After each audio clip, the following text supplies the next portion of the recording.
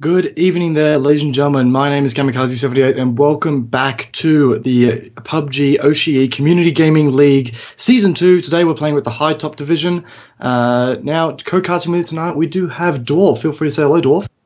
Hello, everybody. Welcome. So tonight, guys, we've got a bunch of PUBG action lined up for you tonight. Some competitive PUBG action. The teams featuring in this division, we have Marcel's Bakery, Succulent Sniping Esports, Taiwanese Titans, Lunatics, Gataki, 3XC, PUBG Monks, Conspiracy, Team ST, No Joke Esports, No Idea Ninjas, Primal, MQR, Stuken, Maverick ES, Zaki, Malaki, Chicken Katsu, Adolf's Angels, Aegis 7 Bravo, Abracadabra, Athletic OW, Smashbox Syndicate, The Cave, and Roll the Dice. So leading the tournament right now is Marcel's Bakery, followed very closely by Succulent Sniping Esports and Taiwanese Titans coming in at a very close third. Dwarfy, any idea or any top picks for you tonight, mate? Any players that you're going to be keeping an eye on here tonight? Not really any top players. I'm keen to see how this pans out. Been watching the last few weeks, and it's been very passive. I want to see hopefully an aggressive push from maybe a couple of teams early on. But we'll see what happens. I suppose we'll see how it pans out. We certainly did see a very aggressive push made by some of the players in the first game last week in round 4. And we definitely saw some very clutch plays made from especially the guys over at Succulent Sniping. I believe it was the player named Sunny who managed to get a 1v4 clutch in round 5 of last week's matches, which was something very, very impressive to watch. But as you can see, the plane is sort of moving from a south to northern fashion here, moving past military base, and it's going to offer a lot of hotspots for the teams to jump out on here. Yeah, this is definitely giving the teams quite a lot to choose from. You're pretty much cutting the island down the center almost. Yeah, definitely going to be a widespread game, this one. Most certainly. We've got people jumping out for Pomor, some heading to military base, and we've also got a couple of late jumpers heading towards Georgia Pole, shooting range, and Severny, as well as school, apartments, Roshawk, everything in play here. And there's quite a lot of players making their way to the northwestern side of the map, over towards Georgia Pole. So we might see some early action over there. We've also got quite a few players. They appear to be heading towards Yasna Polygana as well. So we might see some aggressive pushes from some teams. But by the same token, we're seeing quite a lot of action over on the south side as well in military base. So it'll be interesting to see how this plays out. One team appears to have gone to Pachinki as well. So these guys looks like though Edge Oz his team appears to have the entire area to himself right now, which could offer them some really, really nice loot. Yeah, holding down Pachinki, it's such a large town. There's so many buildings there. You know, like there's a lot of spawn. You can definitely kit yourself up pretty good. It's a central location. You know, you quite easily move anywhere on the map from there. That's definitely really nice to have that whole town to themselves. Exactly right. And we've also got Smiley Face's team on the southern road there. They look like they're going for the car race. But over in Georgia Pole here, we can see a lot of teams moving towards the apartment side, and there's quite a few teams hanging around in the crates as well. Here we are jumping on board with Tintin. As we can see, already 2 teams on the ground there. And he appears to be making for a long jump towards the high-rises side of the town here, probably playing it a little bit more safer than the other teams here who have jumped in a little bit more aggressively, trying to get some ground domination to start the game off. Yeah, it looks like a few players still struggling. Uncry still struggling to find a weapon. Still early days, but they are, look at that, Circle lucky. Very, very lucky for them Georgia Pool teams. They can almost loot up a couple apartments and kind of hunker down a bit. For the other teams that are over on military, no one seems to be too far away from that circle. So, yeah, it's not a bad placement. A smart play for the guys over at Georgia Pole right now would be try to establish some early game dominance here, make sure that they can hold the town for themselves so that they can sort of focus on other teams coming in to sort of race the circle here. You know, as long as they can get hold of Georgia Pole, then they can just focus on solid defense and hunker down a bit to get some of those game placement points there, which are very, very crucial to placing high in this league. Yeah, another one of the key factors of Georgia Pool north side too is all those apartment blocks. They're very tall buildings. They're all 3 stories. You can basically have a very high advantage on anyone that's down below you. You can find some really nice angles. And yeah, like these guys are just going to basically go through those apartments, loot up, gear up as much as they can, and then more than likely just hold their position. And like you said, insert dominance on anyone else trying to come in. Not to mention that these apartments here, they do have rooftops, but there's not a lot of terrain around Georgia Pole that makes the rooftops vulnerable. You know, they've got the rooftops sitting especially on the side of school. The rooftops there are quite vulnerable because you've got the very tall hill nearby, whereas in this case, not quite the case. The hills here make it very difficult to actually get shots on those apartment rooftops.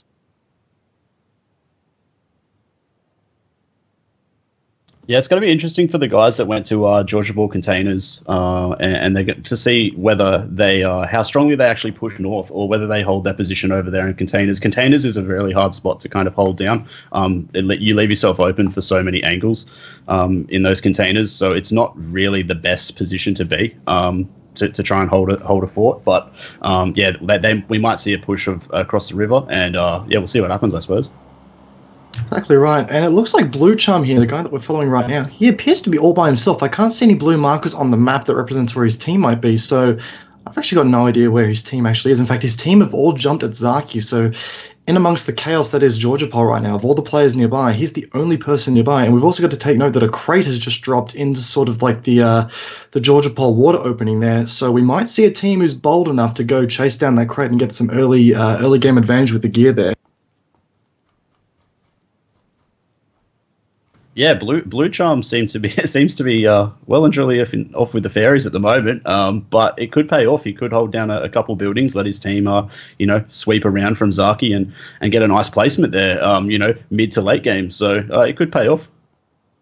He certainly isn't struggling from a loot perspective by himself. He does have an assault rifle and SMG on board. The only thing he's really missing right now is a frying pan. So he definitely hasn't gotten the worst of luck. But if he does get downed, help is very, very far away. So he might be in a bit of trouble there.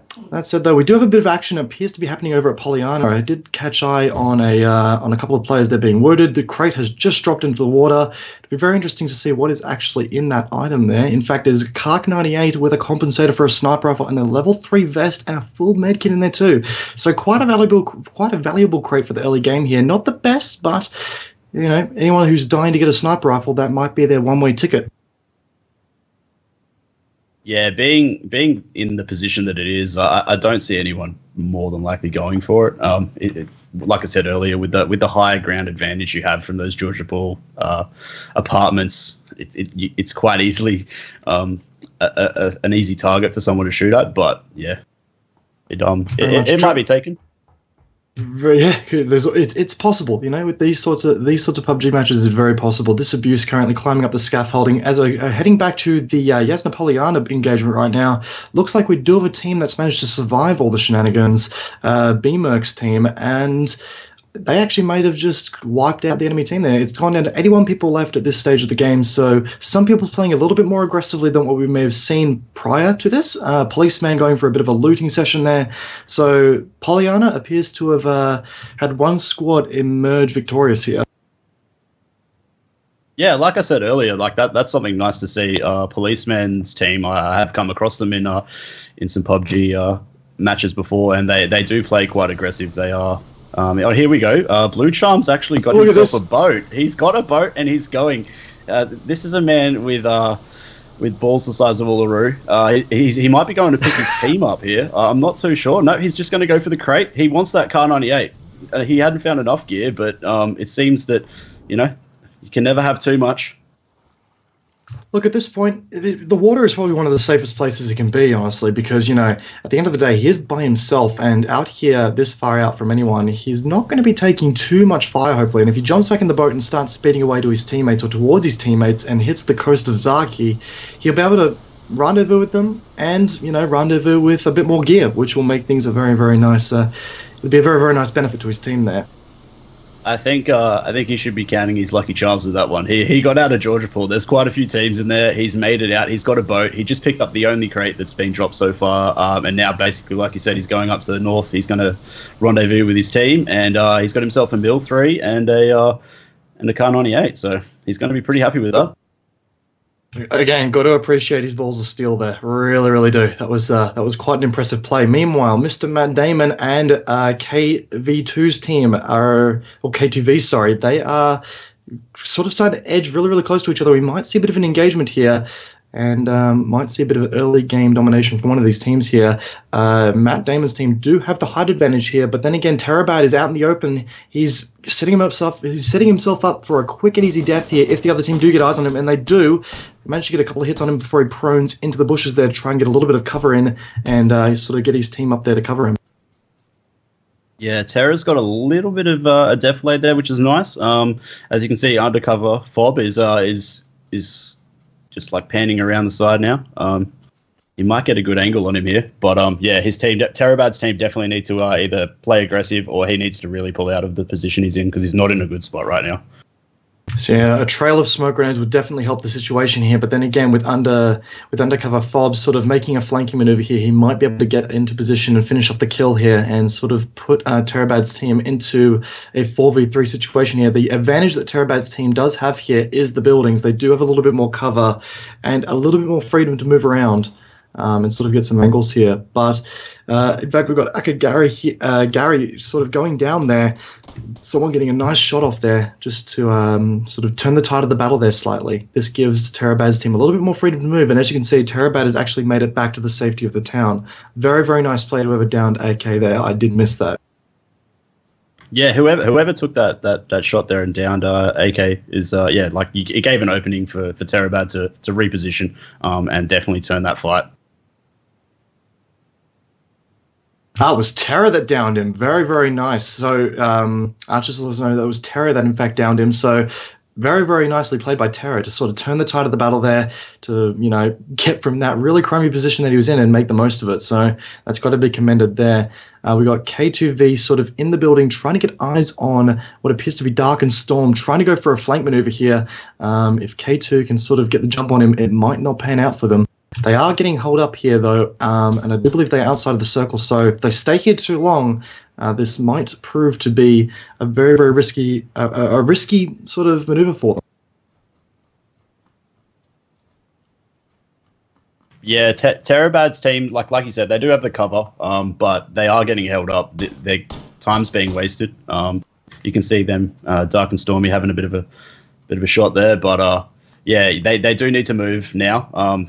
But they're not too far off the bottom side of that circle, to be honest. They can kind of wait this out for a little bit. It's only the first circle; it's not going to do too much damage. But yeah, it'd be good to see Terabad's team make a bit of a aggressive play here and try and push those guys off the high ground. Exactly right. Meantime, we've got 5AM's team and Pig Dog there in a small engagement by the looks of it. Looks to be a 2v2. In fact, never mind, because Big Cost Dog is coming in to flank 5AM. Might not end up. He might actually be able to get the sneaky pick here if Big Dog has the determination to sort of get a bit of a flank going on here. So he's he's hugging this wall here, and in fact, gets the drop on what appears to be Rendog there. Manages to get him down completely. So very, very nice maneuver by him, but he ends up getting taken down by 5AM anyway. Very, very solid effort there, regardless. Yeah, 5AM keeping it alive for his team there. That was a nice flank there. He heard the gunfire, went and helped his mate. Unfortunately, it was a little bit too late, but he stays alive. Exactly. Moving back to this engagement with Matt Damon's team and Terabad's team, they are both outside the circle now. But Matt Damon's team do have less ground to make up, so they can hold they can hold the other team up and play a bit more defensively in the meantime. As we can see here, all of these teams that were pushed on, or that were on the southern side of the island or on the eastern side, now moving west to sort of combat that circle, and we should see a little bit of engagement here as all the teams start to converge onto these vehicles here, trying to get a little bit of ground made up. Yeah, that next circle's very central located. Definitely all those southern teams that went down in towards the military island, yeah, they're going to come across people. They're more than likely going to spread. They see a vehicle, they'll try and drive away. It's more so kind of bunker up. From what I've seen in previous games, it's to play a little bit more passively and pick your fights. You're not really going to go for a whole team in a car unless you feel like you can, take out the entire team or you're of a massive uphill advantage. Exactly right. And as you can see, Matt Damon's team has decided they're going to get the hell out of there. They've had enough of this engagement. And meanwhile, K2V and Terabad's team sort of playing a bit of a long-lasting game here now, using up some meds, trying to outlast this other team, and sort of probably they might be playing a little bit too cautiously here. They might be still afraid that that Matt Damon's team is still sitting above them here, watching over. And they might be a little bit too afraid to move. But if they've got the meds, they'll be able to outlast it, play the waiting game, and sort of make a move when they're feeling a little bit more comfortable. Yeah, I'm not too sure if they had a car down there. I didn't get to see if they had a vehicle down there, Terabad's team, to get out of that position. It looks like they're footing it, but yeah, they definitely have room to move here, as AK's team's definitely gone down the coast side, so Terabad and NZ could push back up through the quarry and kind of cut across if they really wanted to, but it looks like they may be trying to just follow their tail and find out where they are headed, and make a play from that. Exactly right, and hopefully they've given themselves enough of a bit of a leeway as far as meds go. Never mind, Dark and Stormy has just nailed NZ Girl and made it a very short work there. K2 going to quickly get some loot here. Obviously, NZ Girl had some gear on them, gear on her to sort of make that looting session a bit worth it. But Dark and Stormy still moving up on the flank here. Might be able to pick off another one if he plays it nice and carefully. Never too sure. Yeah, these guys are definitely just watching their six. Terabad's team are just basically watching their flank, watching their six, making sure these guys can't move, and just holding them out of the circle, really. They're playing the uphill advantage there. They're very much playing the long defensive game. Meanwhile, in Georgia Pole here, especially Georgia Pole South Apartments, we're starting to see a little bit of battle here between multiple teams. Aegis 7 Bravo, I believe that team is there against Ironbot's team. And it appears as though they might be coming out with a win here. Only Schoolyard going to go down. He's gone down. And JC managed to get both of those guys down and one kill there. So we might see a bit of a battle going in the favor of JC's team here.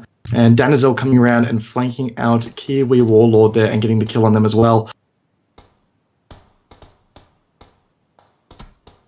Yeah, Danizel taking a little bit of damage here. It was a nice flank. He needs to find cover now and med up and watch his corners.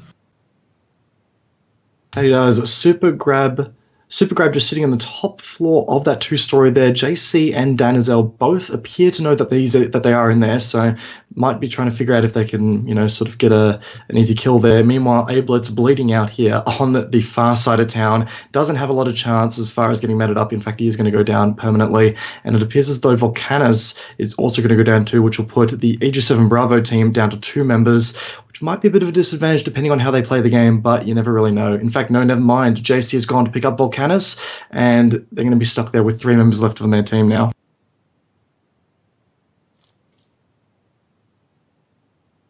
Yeah, the best thing they can do now is just med up. They're still in circle.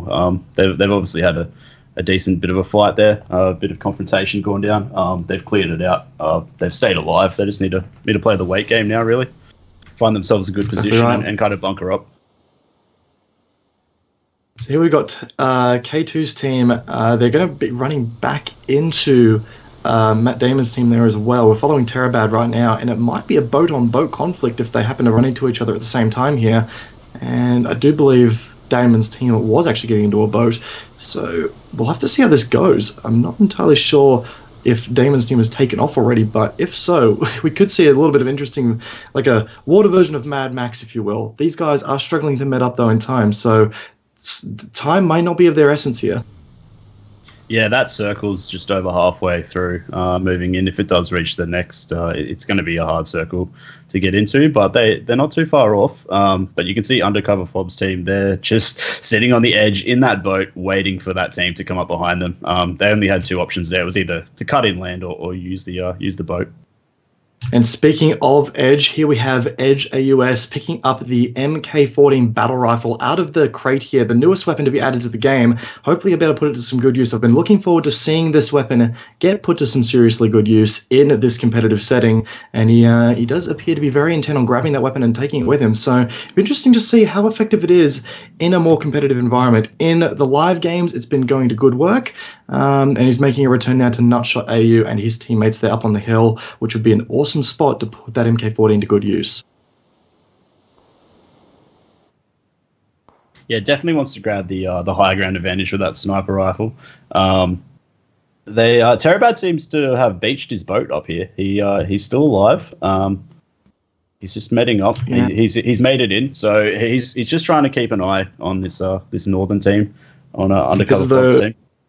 Yep, because the Razahel of that team also didn't make it through the circle, and Policeman also moving up here on Dark and Stormy teams is right there. So teams bypassing each other, racing for the circle now. 64 people left, and we're going to see quite a lot of action condensing on the south side of Georgia Pole here, as all the teams that came from the south sort of have nowhere else to go now, as boats appear to be completely out of the question of gameplay now. Yeah, you can see that next circle there. Definitely bringing all those southern teams that were through those mountains and through the cornfields there up into what seems to be a very hot spot. It's very open to the right of those containers there. There's not much cover.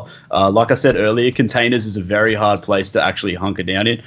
You've got to cover so many angles. And yeah, we might see some really nice action coming up here in the next couple of minutes. And they've rolled the US. Oh, no. Wait, no, it's back up. They're off. They're off. He's learnt from the best. I must have gave that guy some driving skills through the days, but yeah, definitely kept it on its wheels. Yeah, it was very talented. I've got to give it to them. So we've got JC's team, and Super Grab Titty still sitting in that second-story building there. Meanwhile, we've got some engagement on the bridge here, connecting South and North Georgia Pole. One more. It's Navi NZ still sitting in the water there, playing the long game, trying to sort of outlast Ballbag's team here. And it should be interesting to see if they can. In fact, he's hiding in the boat, using the boat as a bit of cover here. He'll have to time his breaths of fresh air really, really well here. But if he does that well, I have seen teams sort of get carried by water-lasting members. And in fact, Navi NZ has decided that he wants none of that action and is going to start moving away on the boat. Yeah, I was going to say he got a lucky break there. Ballbacks turned around off the rock ledge there, and he got an opportunity, and he went with it. Exactly. It was a very lucky decision by Navi to sort of take that boat at that right time when Ballbag's team weren't looking, because they definitely had the angle on him. In fact, Navi has decided to get out of the boat now, and if he chooses the wrong time to crest over this cliffside here, he will run straight into the crosshairs of Nutshot AU here. He might actually make that mistake. Let's find out. It's going to be close. Surely Nutshot's got eyes on him now. No, he doesn't. No. He's actually got no clue. Wow. They are missing out on a superbly easy kill here. Navi with the free run through the field. It's like he's going for a Sunday stroll in the park there. He's not phased. He's just... he really is. He's made his way to the candy store, and he's going to hunker down. Well, I'll be damned. That was a little bit lucky of Navi. I'll give him that. But, credit where credit is due. He's timed that really, really well. So any of the teams stuck in the southern apartment side of Georgia Pole now, they're going to have to start really booking it for the circle. You've also got guys swimming through the water side of Georgia Pole. JC and Volcanus now, they do have a vehicle, but it is only a 2-seat, and I believe they've still got 3 people left. So, yeah, they do. They're going to have to leave Danizel behind, and he's going to have to catch up in some way, shape, or form. And they might actually try to cross the bridge and thus run into another team in front of them. I can't exactly get the name. It is, in fact, Zerg in front of them. So we might see, again, some more car-on-car action here. And Disabuse is also in front of them, but they appear to be on the same team. Yeah, Zerg and Disabuse here have made the push a little bit earlier. Now, they get inside this circle on that edge. They can definitely... They're going to know that these guys are coming behind them. And JC and stuff, if they take the wrong turn, could be in a world of trouble right now. They really could, considering there are guys held up in the apartment blocks just there. In fact, it's a whole team booked across maybe 3 apartment blocks there, or we've got multiple teams under the same color flag. So we're going to see a lot of engagement on this beach side here, and the next circle has also been posted. So a lot of teams are going to have to start moving out of their bunkered down positions in these apartments.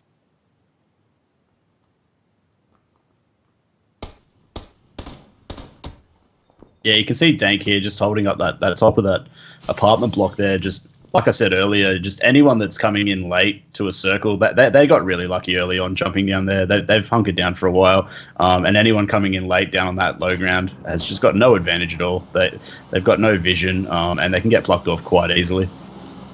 Very much so. Disabuse currently trying to use a tree here for cover. He has a crossbow with him. I've never seen a crossbow used in CGL. So if he can get a kill with this thing, that's going to be really, really impressive. He's making a mad dash to try and get the hell out of there while under fire, I believe, from the hilltop above. He has taken a lot of hits. He's downed behind the tree. Very bad luck, but it had to be done.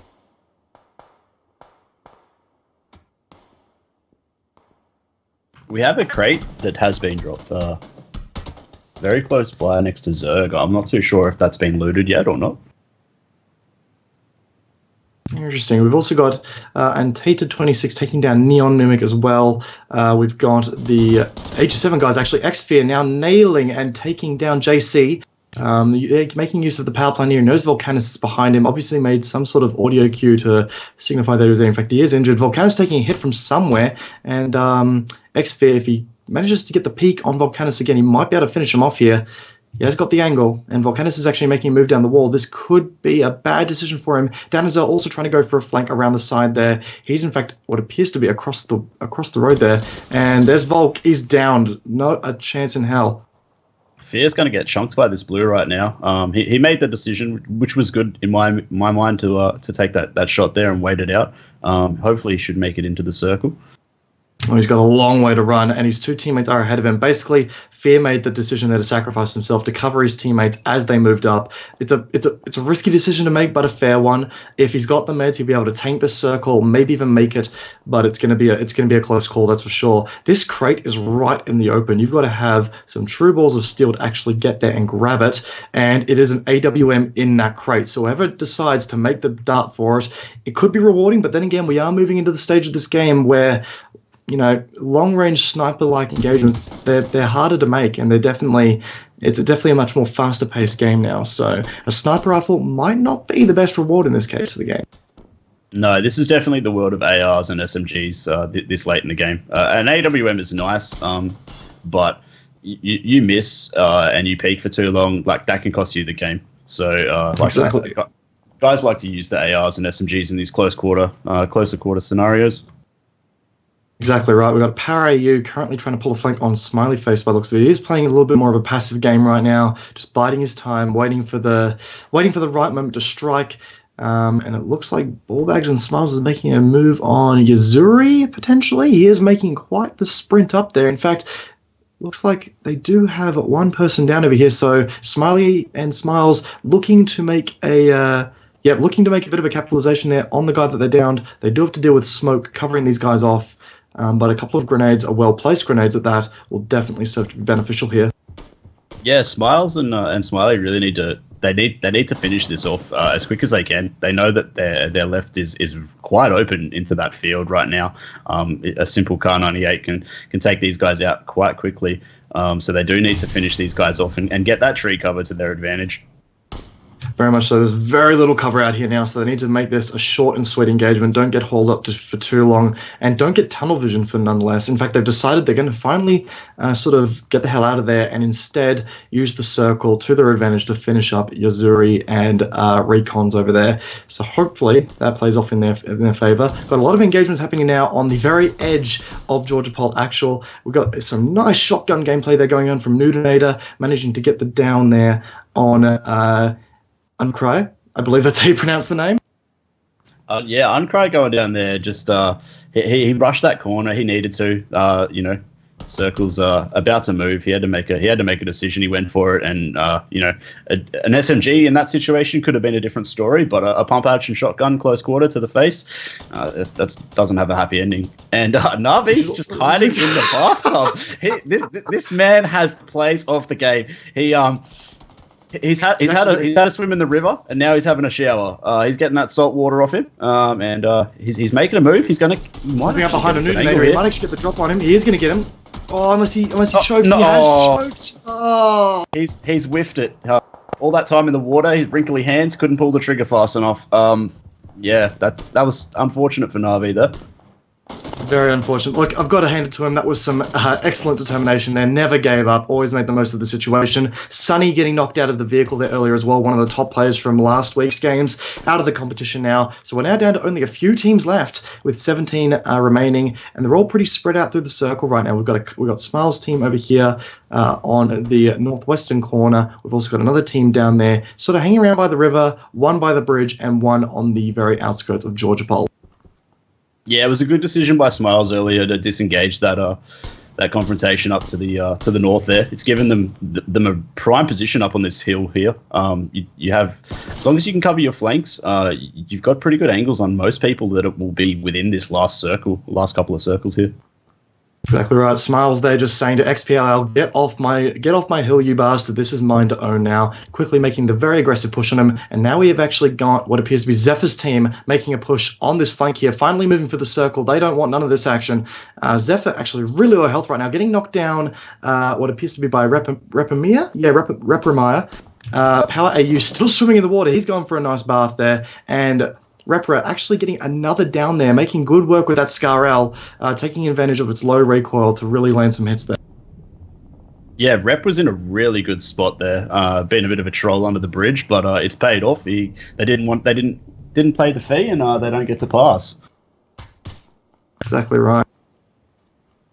Smiley Face moving up to the rest of his team here, going to try and offer some cover fire while they manage to get him back up.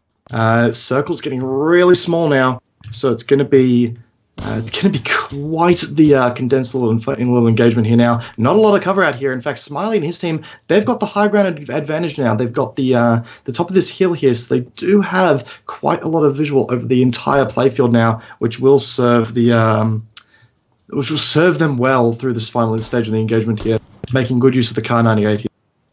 Yeah, it's they've got a minute and a half to use it. The next circle's definitely pushed them off. They still do have somewhat of a ridge. If they can clear their left-hand side, they can take short side of the circle. Yeah, it looks, it's Power AU and stuff like that. These guys are sea monkeying it up. They're just sitting down in the water, trying to met up, trying to keep a reasonable health pool, and they are actually in the next circle by the looks of it. So it's going to be hard though. He tries to find his footing in case someone does peek that ledge. Fantastic. Really getting sick of Power AU shenanigans here.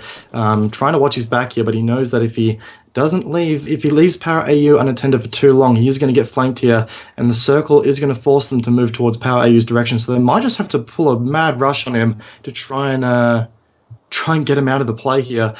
Fallen and his team now have to, Ballbags' team actually now have to get off that hill to match the circle. So we're going to see an aggressive rush here from these teams to sort of, in fact, Nutshot AU getting taken down now. Champs, the last member standing for his team, and Smiles is now also moving down on Power AU and Grandtastic's team as well. They're going on their final last-ditch assault here.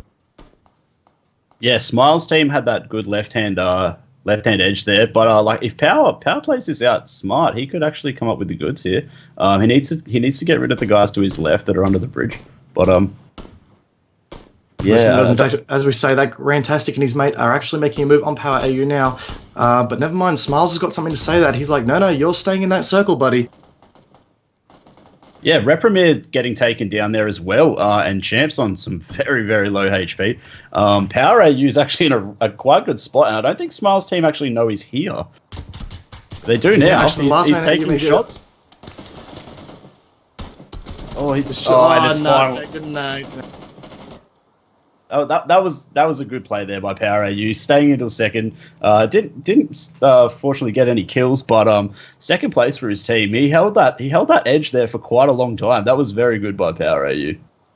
Exactly. The whole art of just playing the long game and waiting for the circle to play in your favor, and just playing a stealthy one, getting those placement points for your team so that you place higher in the overall season. It's the best way to play in this stage of the game. Marcel's Bakery coming out with another victory for this round 7 of the High Top Division. Feel free to stick around, guys. We'll be coming back with round 8 very shortly.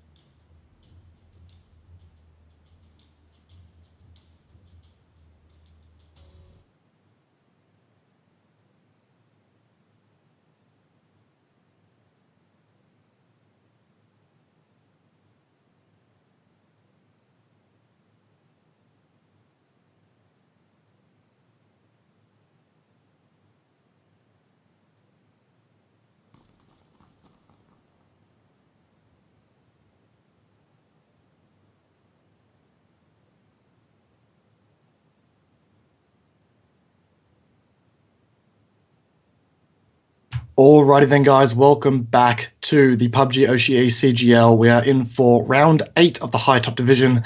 Dolphy, mate, some highlights from the last match. Let's go. What did you find impressive there? Blue charm. That play at the start, solo, his whole team at Zaki. He's solo in the middle of Georgia Pool. What does he do? He grabs a boat, he gets a crate, gets a Car 98 and a mill vest, and then picks his whole team up. That there is a true soldier. That is a true soldier. The other memorable one was Navi. Navi's run there was ridiculous. That was a suicide run there to that house, and he made it look like a walk in the park on a Sunday. I've never seen, well, even better yet, I've never seen someone hide in a bathtub as effectively as he did there. That was some apocalypse level survival crap right there. So huge probs to Navi and the balls of steel that he had running through that match, and the balls of steel that he had to carry through that match to get to where he had to go. Very good effort there by him. And also got to give creds to Nutshot AU for sticking it out for as long as he did as well. Yeah, Nutshot definitely held it out for quite some time there. Navi in that bathroom, if I'm not mistaken, I seen one part there was actually other people in that building with him. He was just hiding in the tub, just having a bath. Oh yeah, playing with his rubber ducky. He was having a good old time.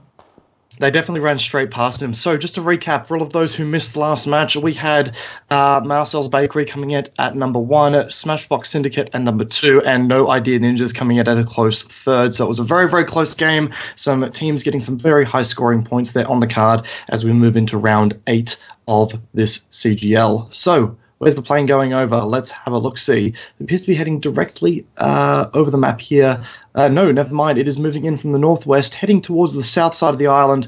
We'll be ending up over military base. No teams jumping it over Georgie. No one wanting to do a replay. Never mind. Quite a few teams jumping over on that side. In fact, one team going for a Georgia Pole jump over crates. We've got a few people heading towards what appears to be Hospital, Roshawk, Watertown, Ruins. All that's going to be in play for this game. Yeah, you can see quite a bit of congestion down there to the southwest of Pochinki. I can guess a lot of teams here are probably going to look across those roads, the road running north through towards Pochinki and the coast road there, and try and make a push up to Yasnaya.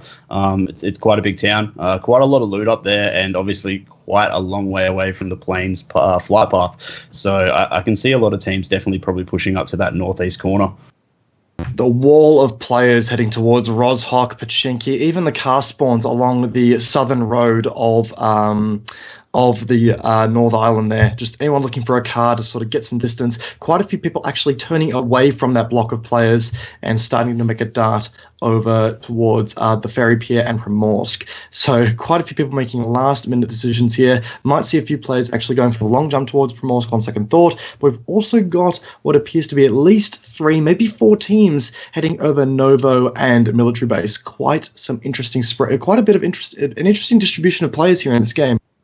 Yeah, a lot of people have actually, if not everybody, has turned away from Georgia Pool. Nobody seems to want to go there. They may have seen a few teams jump out, but Georgia Pool is completely vacant. You've got, who is it down there? Ren Dogs and stuff are just south down near the hospital and may make a push. And that circle is bang on Georgia Pool. It couldn't have been any better, guys. The 80% of the players in this game right now, as you can see, are all outside that circle. That is crazy. A lot of people going to Rozok. No one actually pushed to Severny up north yet, but everybody is out of Georgia Pool, and that means no one's really going to know who's there, who's stationed up, and first in, best dressed, really. Zephyr actually got a nice couple of early kills there, managed to secure himself a shotgun at the very start of the game here, and because of that, he's actually been able to move off and collect with the rest of his team there. That was absolutely brutal on his behalf. Got a nice couple of early points for his team. Meanwhile, over at Roshawk, in the up in the what appears to be the building just adjacent to the barnyard, we've got the warehouse. Sorry, we've got a little bit of action picking up here. B-Merc appears to be down there. Along with, he appears to have a pistol, along with DJ Arnie making a run for it. He does have a UMP in hand, so he might be, and he's got a level 3 backpack, a pan. He might be able to contest some of those players up there, but he isn't in the best of positions with the low ground. Yeah, policeman came in there, knocking one of them down, and then sadly was finished off himself. But yeah, these guys have kind of turned away a little bit. let it die down a bit and kind of go on their separate ways. But there is definitely a bit of congestion over in Rosok. A few teams. I think there's three to four teams running around in here, and it's not that large of a town. It's quite open actually. It is open and not a lot of buildings to loot. We do have what appears to be a member of BMOK's team, Chad, sitting up on the top of the roof here. Doesn't want to make too much movement without his team in play. They are on the other side of the town from him, so it's quite an odd spread for them. He does have a shotgun in hand, so he can hold on to this rooftop until the rest of his team makes a push towards him. But then again, he is outnumbered, and if he decides to get a little bit too greedy here and make some unnecessary movements, he might attract a little bit too much attention to himself. And he's just been taken out. He's just been been sniped from someone's got him from quite a way away. I don't know who actually took that shot there. It was Corza. It was Corza with the M16. Corza with the M16, AR beat shotgun. Definitely from that range. Didn't see it. Got shot in the back of the head. So BMOK and Annie want nothing of that. They want to go in and see if they can help him out in time, but I don't think they've got enough time to actually get there and get the revive. Appears as though Corza's team have actually made their way up to the roof. Meanwhile, in Nova, we do have a little bit of engagements here going on with Yozuri. And another team that's in there, Big Daddy AVI, his team, they appear to be in a deadlock across this little road here.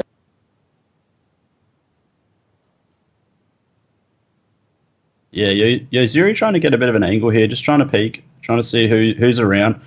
He's more than likely going to flank out to the top side there and get a better angle down in there. There's a bit of a ridge up there, but that's going to leave him quite exposed to those guys. To Big Daddy's team that's kind of banked up in that house.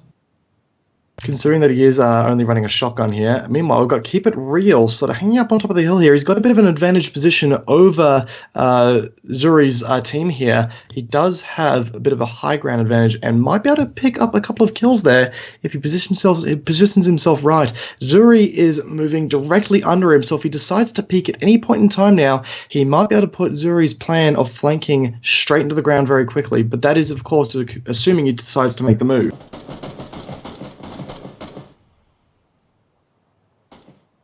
Meanwhile, Nutshot AU, one of our star players from the last game, now in an engagement here with Disabuse and his team over at military base, moving up onto the rooftop of this barracks here, trying to get a kill. And Potassium is the only other person in military base that is actually on Disabuse's team. In fact, he's the only person left in Disabuse's team, so he's going to be in a bit of a 1v3 engagement here, which might be risky, but we have seen these clutches before, so. It's going to be all down to him here in this situation to score some points for his team and get them back on the podium here. Potassium, see what he does. He might play the long game here, just wait for the circle to force players to move, and then might make readjust his strategy accordingly. Yeah, Nutshot and that securing the C over there in military. Those apartment blocks in Millbase are sometimes good, sometimes bad. I've had my fair share of bad days there, but they seem to have secured that down. Definitely push that other squad out. Left one there left. He's going to basically fend the outskirts and kind of find what he can get at the end of the game. Nudenator there getting a bit of a tap there, a bit of a love tap from the motorcycle, but it doesn't matter. He's got himself now an M249. Great weapon for these squad plays, considering that it is an absolute beast for mowing down vehicles. And in squads, you're going to see a lot of people taking those vehicles. So that could be quite a powerful weapon for them in the long term, especially for the essence of crowd control in the later stage of the game. Yeah, we're going to see a lot of cars pushing up from that southern part of the map, just with that circle spawn the way it is. So with him being up there to the north, they might potentially find some vehicles to search and destroy. Exactly right. Lone Kebab taking shots at what appeared to be Zurai there in the vehicle. He obviously wanted that vehicle for himself. Wasn't going to happen. He's going to have to start making a run for it as the circle is moving in now. So anyone caught on the southern island still without a vehicle, they're going to be in a little bit of trouble here. Meanwhile, B-Merc sort of taking a bit of cover here as what appears to be a Big Dog's team, or Pig Dog, sorry. Is that Pig Dog or Big Dog? Big Dog. Their team is now moving up through the other side of Roshok, and B-Merc might be a little bit outnumbered here. His only teammate appears to be down to his left, and Pig Dog is moving for a bit of a flanking maneuver there. So this will be an interesting little play here. Yeah, Pig Dog's going for the massive flank right now to come back on Steamer right there. Really using the terrain to his advantage there, trying to get eyes on B-Merc in particular. Not exactly worried about DJ now because he knows that B-Merc would not risk the revive. He is going to get a few love taps on him there with the UMP. Not the greatest weapon for range of this sort, but this does allow for the BLT to sort of make a push on them as well, while B-Merc readjusts his cover for Pig Dog. Causa man making a really aggressive push here with the shotgun. Going to try and get in there and just end it really quickly, but never mind. Appears as though Pig Dog has in fact nailed DJ Arnie. Yeah, his Pig Dog finished Arnie off. He knew he was down there, just wanted to secure that kill. But you can see these guys are definitely putting the heat on now. Might see a few frags coming in. I'm not too sure if these guys have got any, but be a good option. There we go. BLT pulling out the smoke or a nade. They're going to definitely push up in here. Yeah, I don't know. Where's he gone? He's actually completely disappeared here.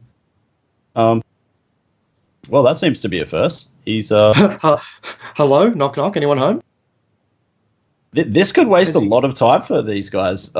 They have no idea. He's not in the bathtub. I don't think he's pulling a Navi. I could be wrong. That from now on is going to be known as the Navi, and I'm more than happy with that. But if they do spend a lot of time here, they're gonna waste a lot of unnecessary time here when they really could be moving for the circle, or at least moving for a better position overall. There they are. They're using a lot of grenades now, which is going to be a huge waste of resources. He is there. Where is he hiding? Oh, there he is there. What's with the no mark? Has he managed to DC or something? That's really, really odd. If he's DC'd and he comes back now and cleans these guys up, this is a biblical play. You can see them pushing in now. Pig Dog, they're storming in. They know he's got the 4 and 20 pie. He's got the coke upstairs. He's not sharing. They're coming in for the kill. Look, and when he's AFK. When you dog the boys and don't offer to crack a cold bomb with them, they're going to be pissed and they're going to come forth with shotguns as such. So looks like Causa and his mates are not happy. He's not happy that they're hogging all the cold ones. He's coming in and he's going to quickly make short work of them. That said, though, if he comes back now and manages to get the play of the sentry off, it's going to be quite odd, actually. They're wasting a lot of resources here and they're just playing it careful. But like storming in now and. Yeah, well, one shot to the head. It's just like that. Simple. Done. Give us the pies. Give us the coldies. We need to get into that circle. And that's all over Red Rover. That's got to be a first. And look at this. Look at all of the teams making a push for this circle outside there. While it is the first circle, so not a huge concern there for them as far as health goes, it is very inconvenient. Meanwhile, we've got Kasigan here engaging A-Blitz and JC's team over in Pachinki. Appears to be a... We've got two full teams here, or is it a 3v3 at the moment?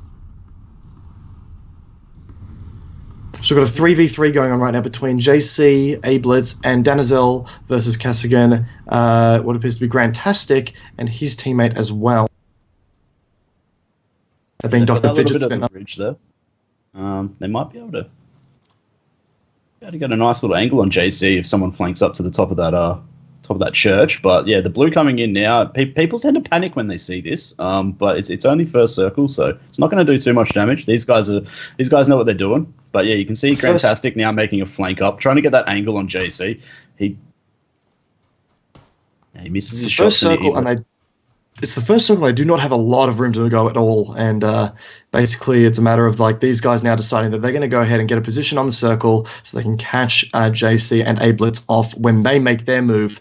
So it's going to be an interesting play here to see whether it turns out for them. JC and A-Blitz appear to be aiming to tank the circle and actually make move on a bit of a flank here, or at least not directly contest with them, because they know that they are probably going to be setting up on the edge of that circle there. So if they make a move on the south side, they might be a little bit safer. Meanwhile, Potassium appears to be all by himself over there, so probably doesn't want to get caught out. Meanwhile, we've got Koja Slag making a move on the buggy here. Yeah, they're going to have to stop here and met up if they are out of the circle. I believe they are still in circle, so it looks like Haskell is actually out of meds right now. He isn't healing up, waiting for Aqua there to drop him some meds. He is in a race against time now, and it looks like did the med not go through then? It looks like he may be really, really out of luck here. Oh no, he's using bandages. That's what's going on there. Just enough to try and get them over that circle and get them on the long stretch home. Meanwhile, on the northern side of the map, we do have a bit of fun going over here with plutonium. Yeah, these guys are in a reasonably decent position outside the circle. They've got a higher ground advantage here, down across that quite vast open field below them. But it is, yeah, they've got a decent run ahead of them. It's a very northern bias circle here. We're going to see some action in Severny, possibly Zaki. We're also going to. Looks like the majority of the action might center around shooting range or the hill just above shooting range. We may even see a firefight occur around the plane crash that's up there as well, depending on how these teams position themselves. The south side of this circle for sure is going to be a giant hotspot with all these teams moving in together. Yeah, see Rentgod traveling up to the northwestern coast there in his boat, trying to come around to that northern side and get a nice vantage up there near Zaki, maybe up on the coast. But these guys that are down near Rozok, making their way in, Accra and stuff like that, they're going to need to make their way in. The next circle is going to really hurt. There's not too much cover though. There's quite a few hills there, but not many buildings in terms of places to hunker down. And undercover fob getting cut down to my size, he just absolutely got rinsed from behind. They had no chance whatsoever as Kiwi Warlord made a push-up behind him from there. But then again, we do have Funkster, Matt Damon, Eonbot all covering this mini fortress building here. They want to hold up in here for as long as they can. They are in the circle. They're going to use it to their advantage and sort of try and push here.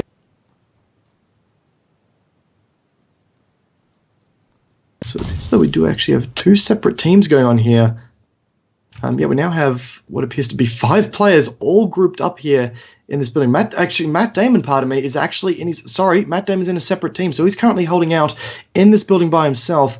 And meanwhile, AK-47, Gary, is now moving in to sort of come in with him. He's got a micro Uzi and a shotgun in hand.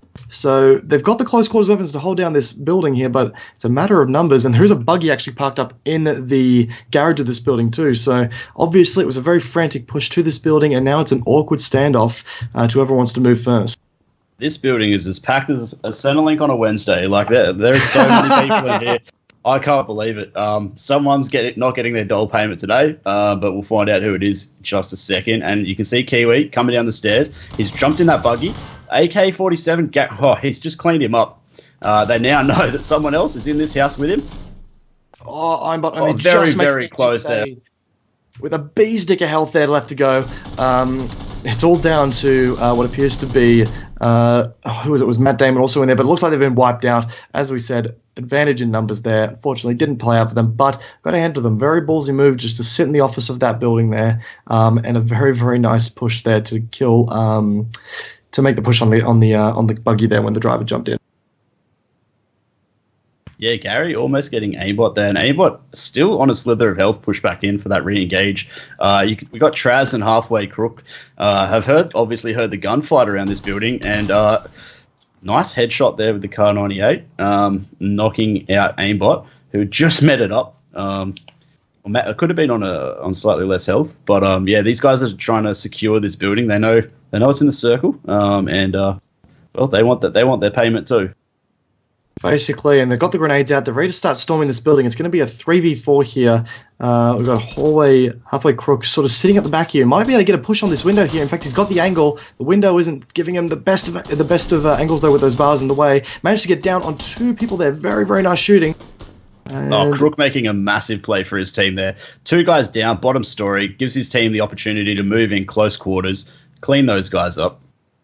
Fantastic play indeed. Traz, in fact, played an integral part in that assault as well by distracting them, able to get the flank down and knock out 2 players. Very, very nice teamwork there. And it just goes to show you can always take a man down if it means that the entire enemy team is distracted for your mates to flank in and secure those kills. Very nicely done.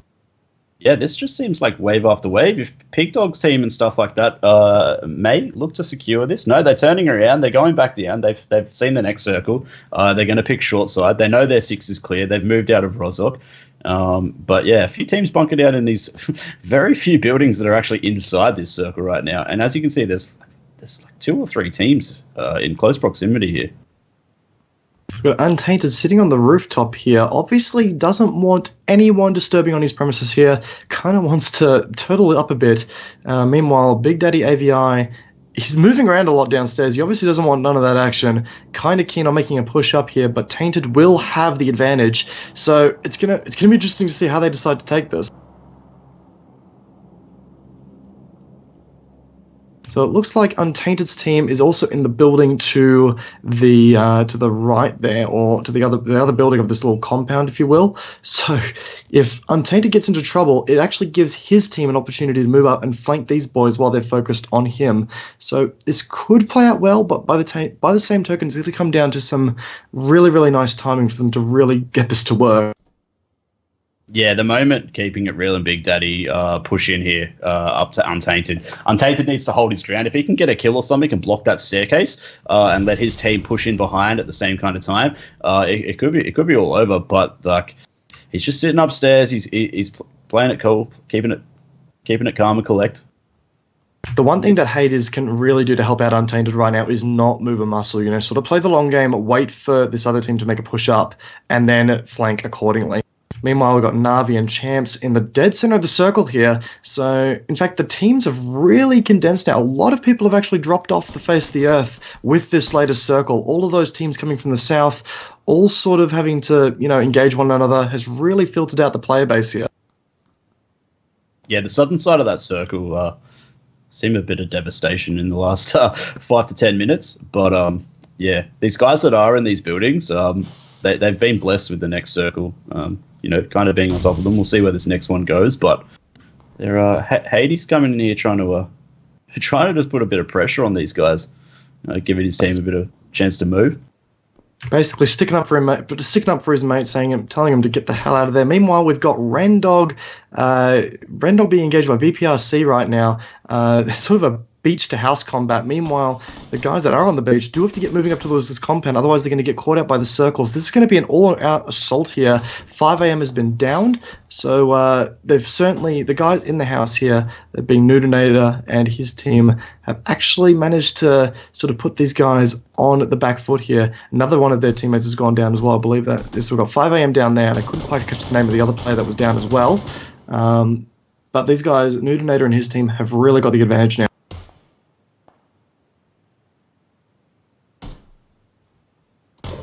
Yeah, they just got to play the safe, stay outside, don't show too much face. They've got nades, try and use it to the window, and just kind of play it slow, really. That's the best way to get out of this kind of situation. If you can move around to the other side and clear the other side of that compound, wait the circle out, you may get an uphill advantage on these guys trying to come out of that building. Exactly right. Bundy Mate playing somewhat aggressively here, in his full yellow, saying that he's not afraid. Come get me, guys. I'm more than happy to shoot you up. And he's sort of trying to cover his team here, let them heal up in their own time.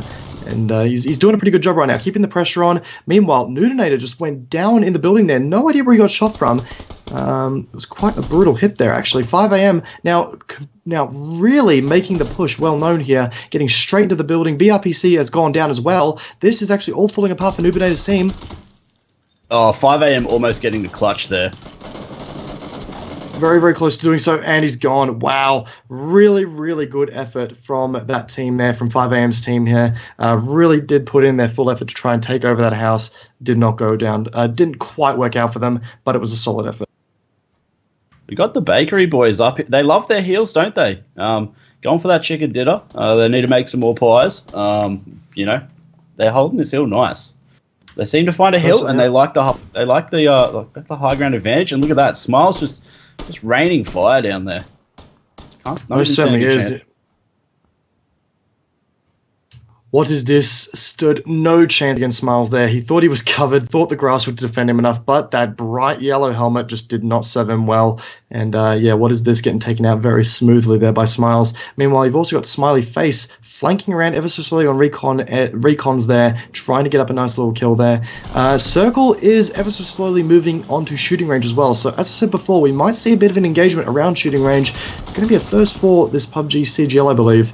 Meanwhile, Hades getting taken out there. His teammates are in the vicinity, Untainted in the vicinity, that is. So we might be able to get a nice flank on the shooter in here as well. Oh, Untainted, the drop bear, coming through. Is he gonna push in here? He's waiting. Hades is trying to bait out that guy. That's I think is it Dark? Dark. Yeah, it's Dank. Dank's in the room there. He's baited him out and he's got it. Done. Well played. Beautiful play there. Waited long enough to bait him out, thinking it was clear. Drop baited off the balcony and saves his team. Going for a really quick cheeky loot there as well, just seeing what those guys had before he went in and picked up his mate. But very, very nice teamwork from those two. Good communication. And alas, they're going to survive to the final stages of this game. But then again, they do have to heal up fast because that circle is closing in. Terabad also moving in as well.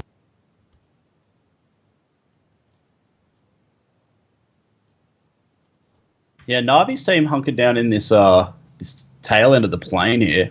Good little defilade. Bit of a good little rivet along here. A bit of a bunker.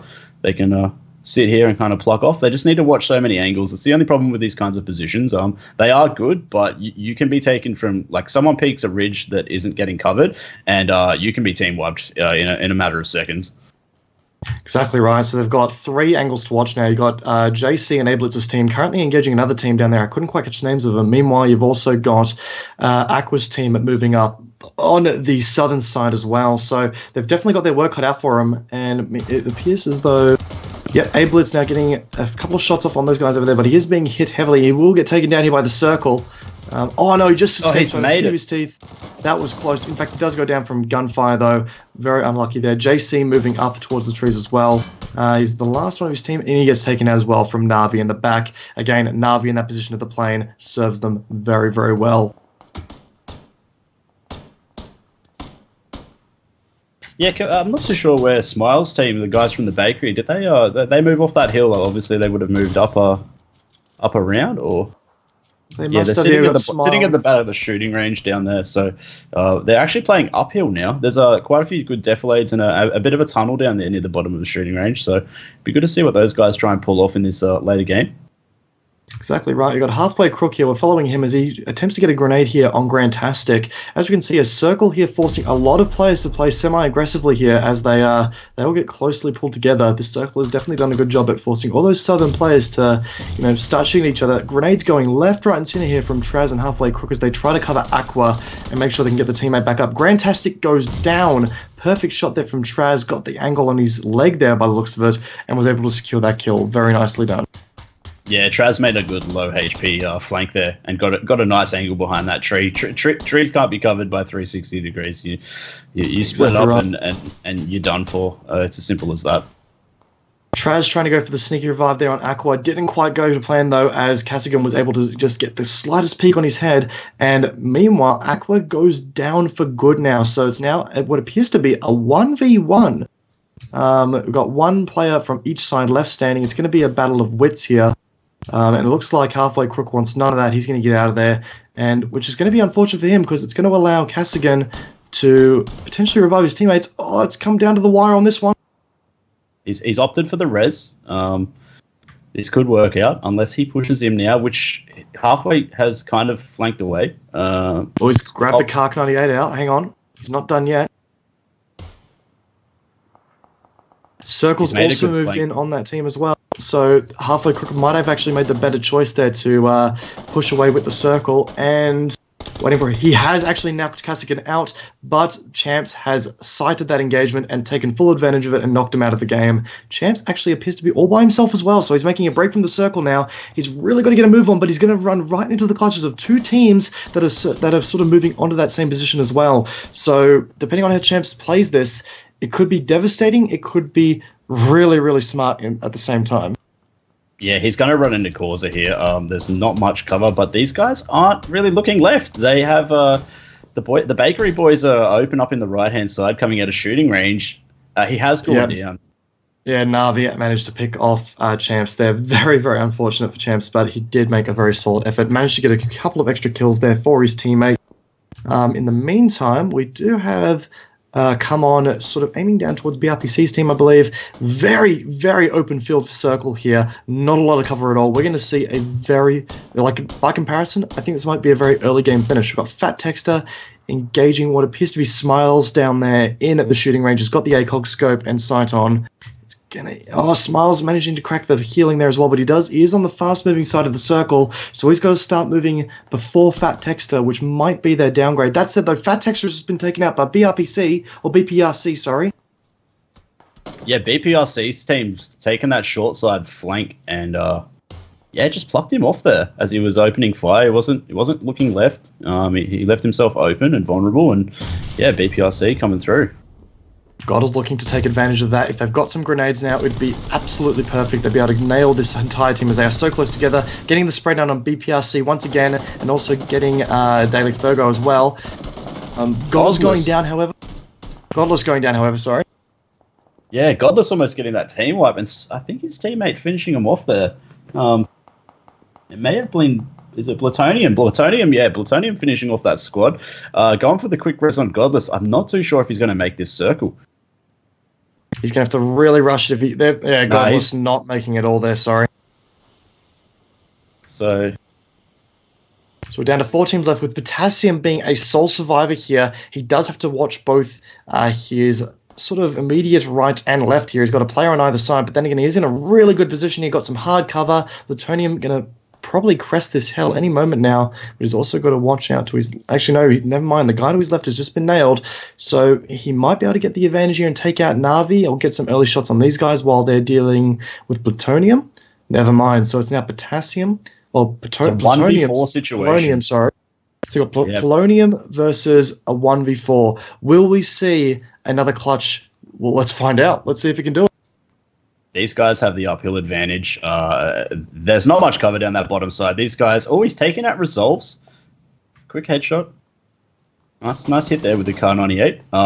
Someone's got an angle on him though, so he's gonna have to met up here. Na'Vi getting resolves, and here we got Fat Texter going for the high ground flank. No helmet, so this could be interesting here. If he gets a nice cheeky little headshot, it could very well turn it around. Fat Texter right now playing the observational role, just keeping an eye on him, making sure he doesn't, peek on his teammates. That's it though. Polonium will not have a sight on him right now, so right now the power of engagement is in Fat Texter's hand. If he decides to push, which he has, and Polonium has no idea. Oh, nah, he's got him. Texter coming in with the clutch there at the end. He whiffed a couple of those shots, but he made it count where it needed it to be. That was very close to the end there. Na'Vi coming out from that plane, high ground advantage, open field, just cleaning up, making sure they're checking their right and their flanks, and that was a good game. That was a great game. Really showed off the power of a Defalo too. Really, really did. And they came out with a grand total of 16 kills. So it's a really, really high kill percentage for squads for sure. And they've done a really, really good job to sort of wipe the field to a certain extent. Really, really nice. Yeah, good work by Polonium there, keeping his team up in the ranks there, getting second spot for his team. So that was good by him, definitely taking a bit of a mole approach and sitting there in a burrow. But the Rock didn't do him too much justice at the end. The high ground advantage and everyone flanking around is always gonna take it. Exactly right, guys. Well, we hope you enjoyed round 8 of the PUBG Oceania CGL High Top Division. We'll be back any moment with round 9. Thank you.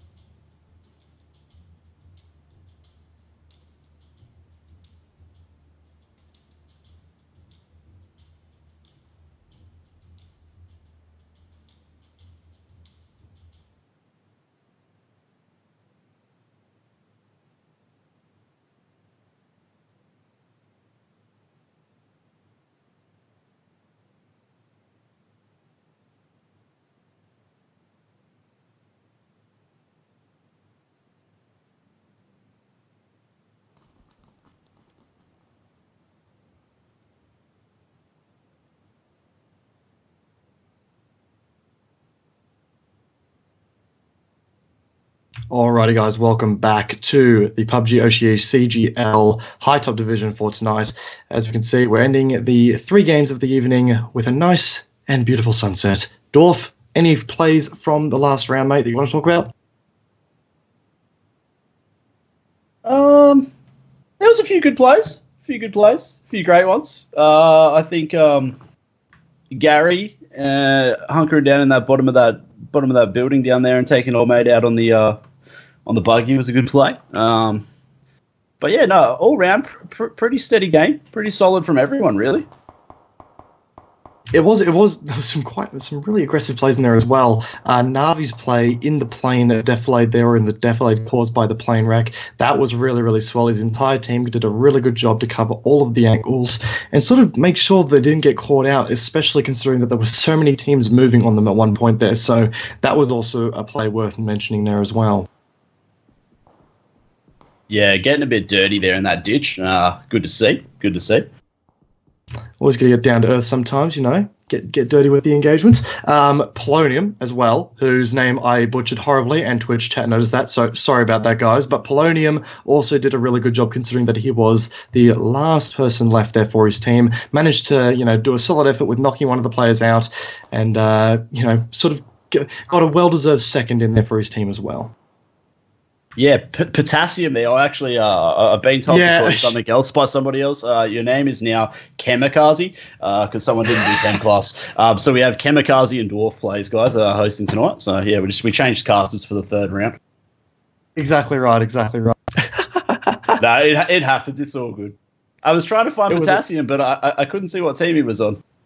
I couldn't, like, for the love of God, my bloody the camera glitched up, or like it on my end, on what I could see, it was very, very very laggy, so I couldn't quite see it. So it was quite hilarious. Yeah, you tell him, Archer. Exactly right. We got the plane coming over now. Quite a few teams dropping out. It's very staggered, this old plane. Cutting down the middle, just to the right of the equator. That may be the equator. I'm not too sure. It's been quite a different theme, actually, because a lot of the planes on this final stage of the match have actually moved between the 2 islands. To see this plane moving directly down the equator, as you put, of the map, sort of a nice change in pace here. Quite a few teams heading towards Roshok, and in fact, it looks like we've got a couple of teams going to school as well. One team looks like they're going to have Pachinki all to themselves. We've got a few people sitting on military base as well, so quite a spread out plane this time around. Yeah, we got Master Shrive and Nudinator and stuff down the southern end of military island. Those guys look like they want to just leave the game. I think they're trying to find a boat or something. It's a very, very different strat from those guys down there. BPRC now got a car going to pick up Nudinator, but very weird to opt out of not going into military base. That being that there's 2 or 3 teams actually in there already, early, tier 3 loot, can be kind of scary. These guys, as you can see, Navi, NZ, they're rolling around with the assault rifle, resolves.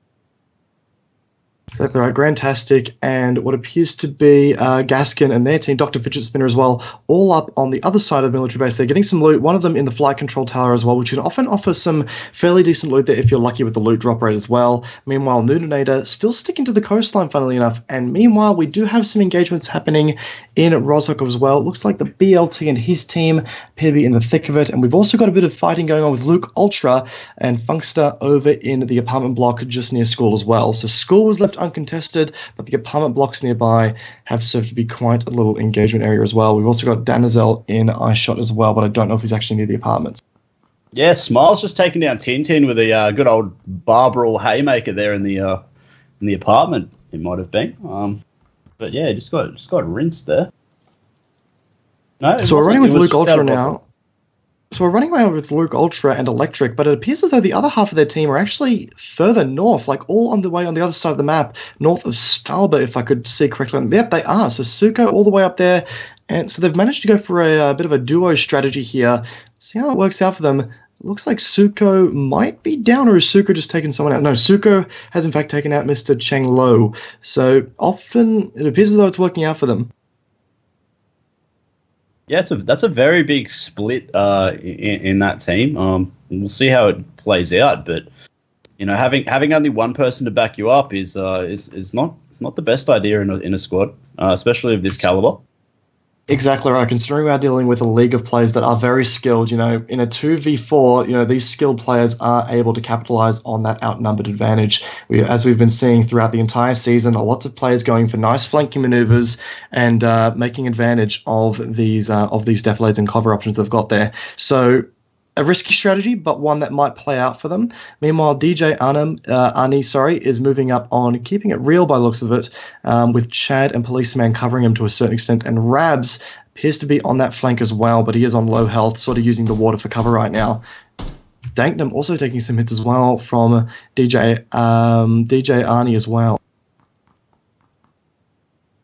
Yeah, Arnie here trying to flank around and just get a bit of a better position.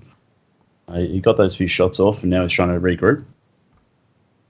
Looks like he popped those few shots to sort of suppress them, basically keep them locked up on that hill there while they move up on that player that is on the coastline there. I forget their name already, but they've certainly locked down. He was keeping it real there. He's actually got a car and decided that he wants none of that action. He needs to he needs to really do some ducking and weaving here to avoid the fire. He is low health and gets knocked out. Beautiful shot by Chad to knock him out of the driver's seat. Yeah, Chad with that scar there, just taking him out of that UAS. Keeping it real. Well, he's kissing his ass goodbye. I think that's it for him. Exactly. His lone kebab there, driving the vehicle for that team, wants none of that action, not even going to bother picking up, keeping it real there. He's just going to drive straight past, pick up the rest of his team, and then get the hell out of Dodge. With an iron sight scar too, that says it all. Exactly right, and the scar, as accurate as it is, having iron sights in that weapon, it's not the best pair of iron sights you could be running around with. So to get a shot on a moving car like that, very, very effective. No, that's definitely a good shot there by Chad. Exactly right.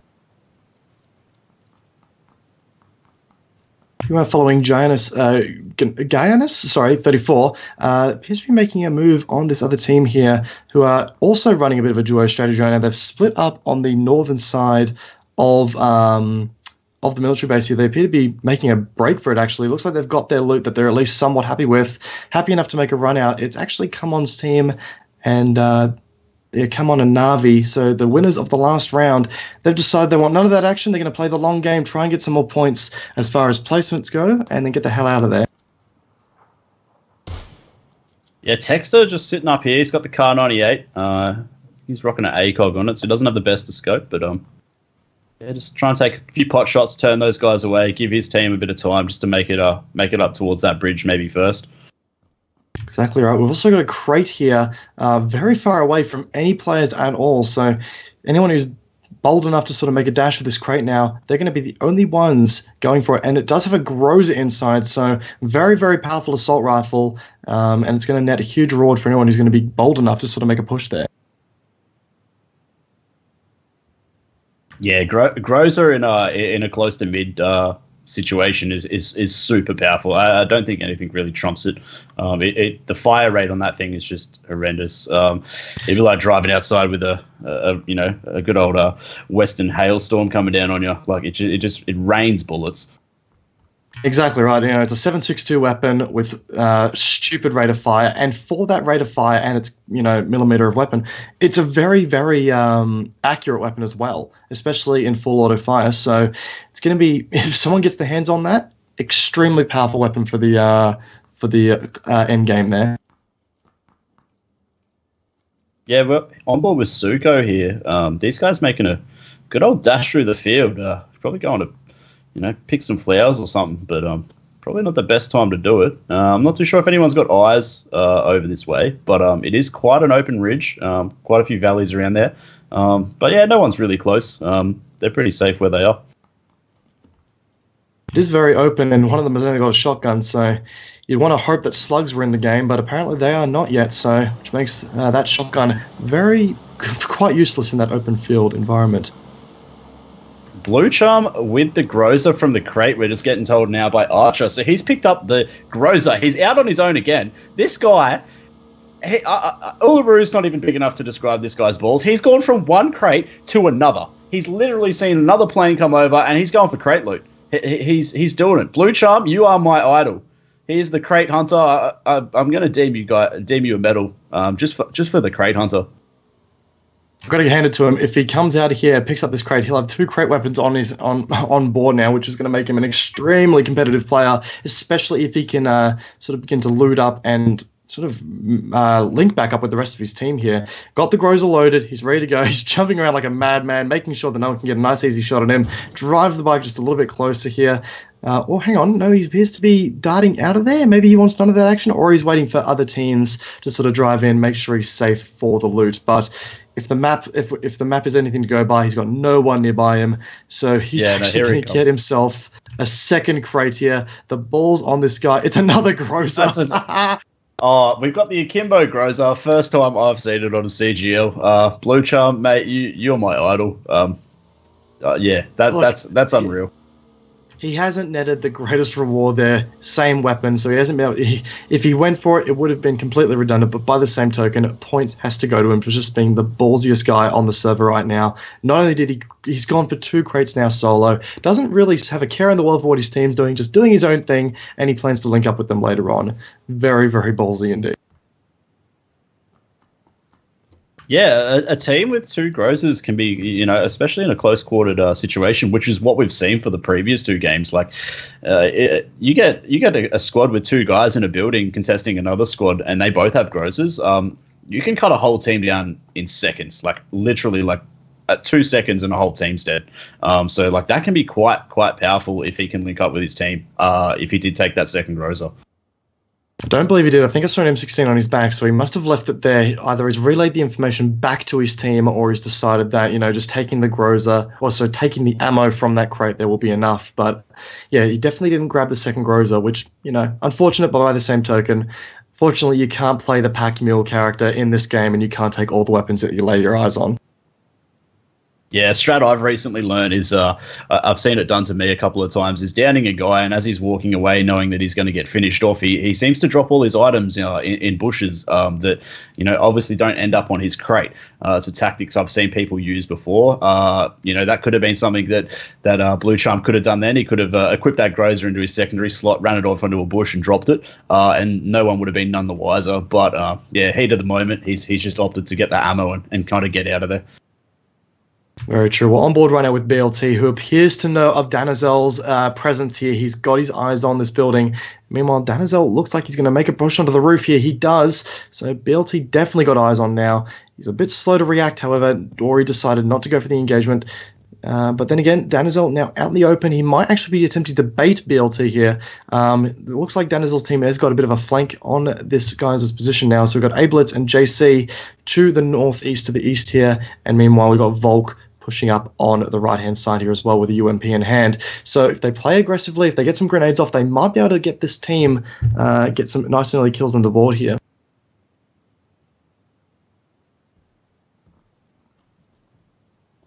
Yeah, Causa here, watching out of that flank. He might catch Danazy off guard, but these guys are this rooftop's good, but you can get caught out quite easily from that school side. You're open to that hill and that water tower right behind you, so they might want to take a bit of cover. Right. Causa currently rocking a Kark 98 there, so Volcanas, who's up there on the hill with very little cover, has got to be careful here. If he makes the wrong move, his head's going to be taken off very, very quickly, as we've seen Causa perform very well with this Kark in the past. He's got a grenade in hand. He's sick of Volk's presence. Gets a long throw there, but not a hope in hell is a grenade going to reach that distance. Volks takes some heavy hits. So does Causa. They exchange blows. They're pretty much down to a dead even fight here. Ablitz and Danizel making a move up on the northern side of the compound now. They definitely want to get these guys out of here before they make any further pushes.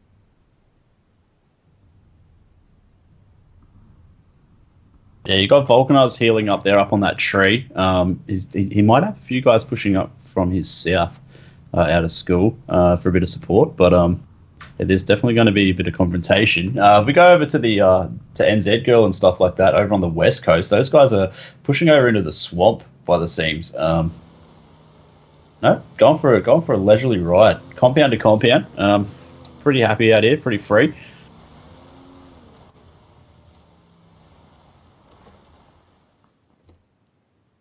Very true. Nice leisurely ride on the motorcycle for us. Nice Sunday Arvo ride, if you will. They've managed to find themselves a nice little compound to hold up in. But that said, though, it does look like Terabat is chasing down Hakai V2 there, and that might be a full team in that vehicle. In fact, yep, he's got his gun out, trying to get some nice early hits on Hakai. It is Hakai all by himself by the looks of it, from what I can tell. So they've got a bright yellow Dacia moving into rendezvous with the rest of the team and take sort of a defensive position up in this compound here. They decided not to pursue Hakai there in that vehicle, and they're going to play a little bit more defensively here and wait the circle out. Yeah, NZ and Terra and those guys are opting with the taxi over the Uber vehicle of Hakai. That was a battle of the Uber versus the taxis there along that coast. And NZ girl making the statement there, blowing it up. They've taken a bit of work from them, so they're getting a bit of payback there. The old taxis. Could say they've bombed the business. That's for damn sure. Making a move over here to Big Gandalf, who's got eyes on Power AUs, trying to get some shots off, managed to get a hit on one of the guys, looked like a passenger seat there, just trying to get as much damage onto the car as possible. Probably not going to be able to net themselves any downs there, just slow the guys down. But it looks like NZ Girls actually hit Hakai with a vehicle, so just making that final statement there with the taxis, as you said, and sort of netting the kill there, as you can see. Oh, that's definitely a fare that Hakai had to pay for. The meter was running, NZ Girl. No, and almost getting taken out there by Plutonium. Plutonium coming in. Right. And it looks like his squad's actually, backed up Hakai, and he's getting upped. We could see a pushback from the old Uber drivers. Might be getting back into this. Right. Bit of revenge, Sick of the taxi drivers. In fact, they've actually hijacked a taxi as well. So really making a true statement now and deciding to get the hell out of there while they're ahead and try and get Hakai some meds if they will. Get them a bit more health up, if you will. So we move over to Renai 1. He's now making a push on what appears to be Yozuro's team. Who's holed up in the house here with a Vector. Very nice CQC weapon, great for mowing people down, but then again, its magazine size, even with extended mags, doesn't allow for it to engage multiple people. So if they all decide to push here at the same time, they might be able to overpower Yozuro really, really quickly here. Then again, his teammates, such as What Is This and Recons, are just up on the hill there, keeping a very watchful eye out there. Yeah, I think What Is This is going to make a flank around the bottom side just to try and cover those doors into that building. I'm pretty sure they know Yuzuri's in there. But like you said, that Vector, 25 rounds with an extended mag is not going to take out more than one person. So he has to really kind of bunker down and let his team flank around, close off that building from these other guys coming in. Yeah, definitely. It's not a crowd control gun. It's very, very, it's kind of like the scalpel of the SMG world, if you will. Not great at dealing with multiple people. It's going to be a very interesting game. In fact, you might go for a cheeky peek here. Not quite. The car served as good cover there. That's it, though. Pred J. Oh, wow, that was a bit of a close call there. Pred J sort of started to get in there, start getting into the firefight there. I think, in fact, both teams are taking some fairly heavy hits here, actually.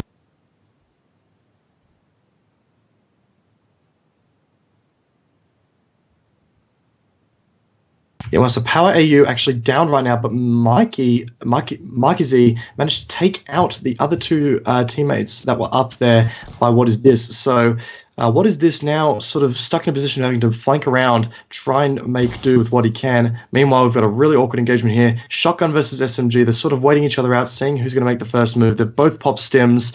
It's playing the patient game now. Yozuro's really got to make a move now to sort of get the advantage back for his team.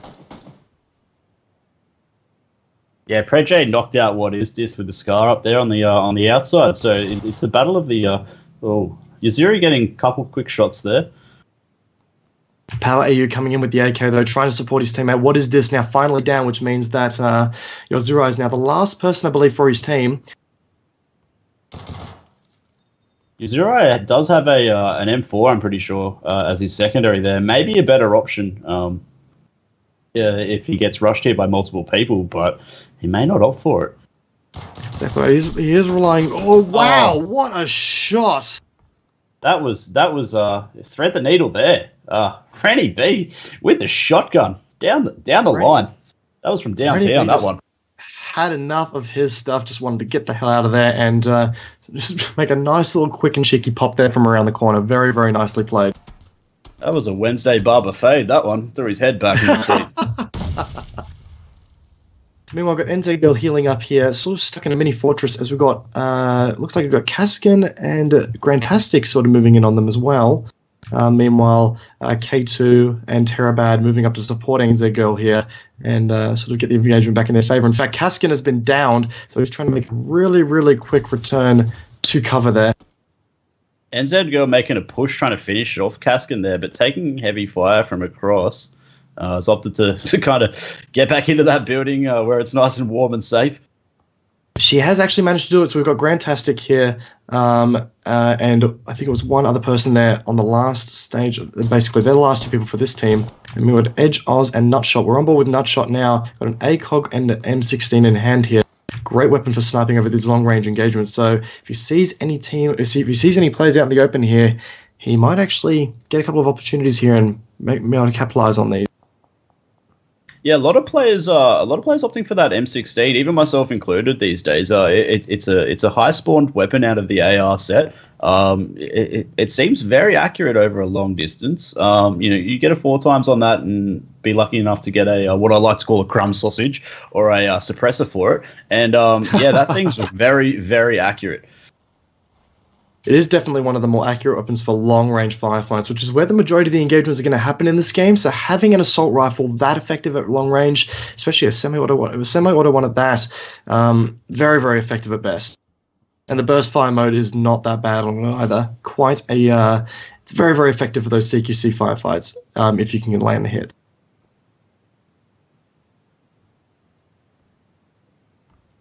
The Terabad and stuff, these guys are gonna have to move out of this this building at the moment. We got blue pushing in on them. They've kind of got quite an open field, a bit of a hike here. We certainly do. And meanwhile, we're seeing on the map there were quite a few engagements happening over at Ruins as well. So Ruins proving to be quite a bit of a hotspot for this game. Grantastic and Gunais, they're going to have to be forced to move out of that circle now. And it appears as though V is sort of waiting there for him, trying to sort of get the angle there, just waiting for them to finally make that push outside the door. The circle is not that damaging at this stage of the game, so they might play the waiting game here, and it's going to be a matter of just seeing which team decides to break first, which team decides it's time to go first. Yeah, Janus healing up. These guys might come down, and you can see Grantastic making a push. He might catch. He's caught off guard. Wow, what a play. And we've got Terabad moving up there to sort of get revenge, but it's definitely too late to save the teammate. NZ Girl knocking out Janus. Yeah. And Grantastic moving up there to cover, but he's going to get caught out there. He's taking a lot of fire, zigzagging left and right, using the defilade for cover. Terabad moving up there to finish the kill. Terabad cleaning it up. These guys have got to quickly loot and move their way into circle. Try and set up somewhere. Not in the best position right now. They did get held up in that building for quite some time. But yeah, all of them coming out of that alive, which is good news. Just hopefully they've got the meds to withstand that long trip. Exactly right. They've done a really good job to sort of finish off the engagement there, but it probably lasted a bit longer than what they would have liked. Now we're on board with Nutshot AU, whose team is currently getting engaged by what looks like to be Terabad's team. Yes, that is correct. So we've got Rennie out there trying to cover the boys, trying to get Power AU back up as well. Very ballsy played there by Markazi, who managed to get out there and get the res. Now it's just going to be a matter of... In fact, no, those are two separate teams. My apologies. So Champs and Nutshot trying to capitalize on this team that's sort of stuck in between both Terabad's team and Nutshot's team here. Yeah, Rennie B just trying to hold that rock. Car 98, play it safe. Not too sure if they've... Maybe out of meds. No, looking to med up now. But getting pushed, getting rushed really, Nutshot's really hard. moving up. Oh, yeah. Yeah, Nutshot's team are just making the right play at the right time there and just capitalizing on that. Exactly right. Nutshot's team actually appears to have a Tommy gun in play as well. I think I just saw one of them. It might have been Edge running a Tommy gun, which is going to be pretty effective for those CQC. But then again, it appears as though Yeah, BPRC's team moving in there as well, but getting knocked out by Daily Fergo, was it? Yes. Blood knocking out Daily Fergo, and Daily Fergo with the Thompson there, so very, very nicely played by him. Yeah, Tommy gun's not an option most people seem to choose. I've seen a few people take it lately. The iron sight on it is more than horrendous. It's definitely something that I wouldn't write home about. But yeah, it does decent damage if you can look past it. Yeah, I was complaining about the Scar H iron sight earlier. Nothing compares to the Tommy gun, though. That said, though, it is a high-capacity submachine gun, very effective for room clearing to a certain extent if you can land those hits, and just for general suppression in general. So it's an effective weapon when used correctly. Meanwhile, back on board with Ball Bags here, whose team appears to be engaged right now by Hades and Sunny's team, Sunny being the star of the show last week, but he gets knocked out really quickly. Untated 26 and Hades still alive for that team. And we've got Fallen and Smiley Face engaged with these guys as well. Yes, Smiley and the Bakery Boys need to really watch their 6 here. They're quite open, but I'm guessing that's something that they've already thought about. Sitting on the edge of that ridge there, they need to cover their 6, and yeah, doing so. Exactly right, because Defs won't kill you. Attempted to capitalize on that open flank that they had, but then again, as you can see, the boys there or the Bakery Boys are really doing their best to cover that 6, and it goes to show as how Defs had to cover to sort of back out of the engagement there.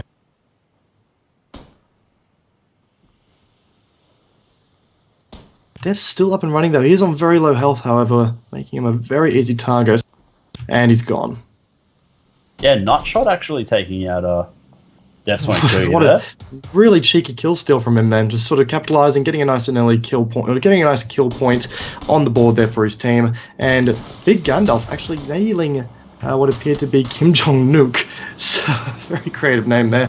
Getting a nice little kill there, nice cheeky kill from the window. They've actually got a nice position here. That said, though, the circle is going to force them to move, and we've actually got multiple teams sitting around these buildings here. We've got X-Fear and Custard Pie sitting on the bottom there. Matt Damon in the roof of the building. In fact, they're going to capitalize on Custard trying to get into the vehicle. Very ballsy play, but it's not going to work out for them. Does manage to finalize the kill on in there, wiping out the team completely. Yeah, I was going to say, it's not every day you see a wizard try to take on a former Korean leader. But yeah, like that didn't work out. The car getting absolutely destroyed there from the windowsill. And we got BLT and stuff over here. There seems to be a bit of confrontation in these yellows. It's been going down out here on the outskirts. We've got 3 teams. You've got JC. Danizel is down, so JC might have to be a bit of a ballsy fella here and try and get Danizel back up if he wants to save his teammate. It looks like we've got Alistral making a push up on the flank there as well, but he's completely separate of all these engagements. Causa and BLT keeping a really watchful eye here on JC. They're pretty sure they know that he's in there. And Alistral really keeping an eye on as well. They obviously heard the commotion from these yellows and interested to sort of follow suit there. 35 people left on the circle this small, though. It's starting to get a little bit ridiculous. Yeah, flanks are tighter. You can see here these guys, Na'Vi, just pushing down that hill.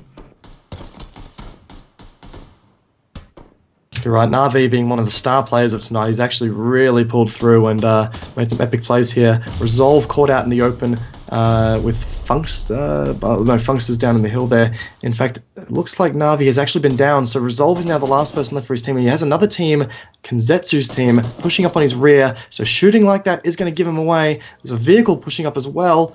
It's actually the guys on the bike there.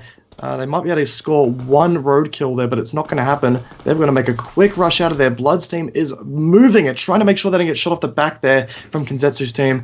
Everything is condensing so fast here. Players are dropping off left, right, and center.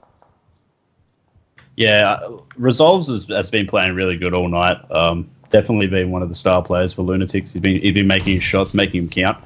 And he's got that high ground advantage right now. He might be able to actually get a flank on those guys that were coming back into the circle to the right of him. You might catch him off guard, but we'll see. Blue Charm with the Groza, if he still does have it, may cut down Resolves very, very fast if that's still something that he's got in his arsenal. Exactly right. Resolve's now making good use of the bush here as well. He does have not quite a lot of ground to make up to get to the circle, but then again, that other team is moving onto him, so depends on how good their eyesight here is. He might be able to get a good ambush. Oh no, he's made a move out, down one of the players, but Blue Charm's got eyes on him, and he knocks Blue Charm as well. Very nicely done. He's got to quickly heal up, using the bush for cover, try and conceal himself as much as he can, but he has just come out of a 2v1 there very, very nicely. Definitely hitting his shots there. He's going for the third. Konzetsu downs it. Tough play. Gotta hand it to him. Yeah, Resolves did really well. They're under pressure too. Like 3v1 basically, sitting up there by himself in that bush and at least getting 2 downs. Very, very nice try. Alyssa trying to get a really tricky drop there on JC, but JC's now getting engaged by BLT, and BLT has finished him off as well. So BLT very low health now, and Causa moving right past Alyssa here. Alyssa might be able to capitalize on BT's low health here, and does manage to get him down, gets a kill on the board there as well. Causa is ripe for the picking here as well, if they can finish it off. Oh, out of ammo. The reload. He's gone for it in the blue anyway, and he's finished it. He got Causa down there. He's going to have to make a pretty hefty sprint for this circle. Probably not going to make it by the way that his health's getting chunked down, but he did take out those 2 last kills there for his team. So Gandalf making a nice scope. Very, very cheeky scope in there from Gandalf. Blue Charm, very, very completely on the edge of the circle there, just inside, popping that last health, dropping some stims here to get some health back up here and remain mobile. White Wolf, last member of his team, on the direct opposite edge of Neon Mimic here. These two have no idea how close they are to each other right now. Neon Mimic making the move might be just the wrong time. White Wolf could capitalize on this if he chooses to. He is going to. Gets the down. Very, very nice. And actually secures the kill there as well. Fantastic. Yeah, Blue Charm has heard the commotion. He obviously knows where the shots have come from. And he's going to try and flank around here. But yeah, White Wolf just sitting in the middle there. Just, picking his moment. Very cheeky play by White Wolf indeed. Blue Charm there with the Grozer in hand might be able to secure himself another kill here, but if he does rush White Wolf will hear him and will probably counter accordingly. But then again, it does look like we've got other teams moving up on the right-hand side as well. Yeah, he's not going to be covered on that right side for much longer once these guys come over the crest. That being said, it's kind of a slow push, and Blue Charm's on the. Oh, this is going to be a repeat. Oh, he's going to get him. He's got him. Oh, there you go. White Wolf goes down. Yeah, nice play earlier, but not making it right there. That crows are just cutting him up. Blue Charm putting the Grozer to great use, and now we've got ourselves a position where Blue Charm and his team need to decide. Oh, he goes down. Bad luck there. Undercover fob managed to nail him there. Unfortunately, on this faster moving side of the circle, he had no choice. Anyone who's on the lower side of the hill now is actually in the superior position, and Fallen and Smiley's team is now taking advantage of that position by spreading out ever so slightly into 2 duos. It's a complete firing range from them now, actually. They've got such an advantage now to the point where I think they're going to take away another victory here. Yeah, the Bakery boys just playing it smart, getting lucky there with the circle, and like you said, really good play, very smart and tactical to split up into 2, and they're taking the win there with the last kill on Crossy. So Ballbag, Smile, Smiley Face, and Fallen NZM coming out with the victory there. Very, very nicely played by them. Undercover Fob coming with a close second, and Blue Charm with the biggest balls known to man in PUBG, going for 3 crates in all of the games tonight. Maybe even more. I didn't see him go for a crate in number 2, but he might have done while we weren't looking at him. So dude is extremely ballsy and definitely takes a medal home with him tonight for being that ballsy.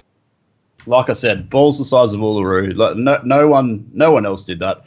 And it paid off for him there, getting his team 3rd place. That he put that Grozer to work. Only 2 kills, but still, good positioning. And yeah, getting White Wolf and knocking them out into 4th spot.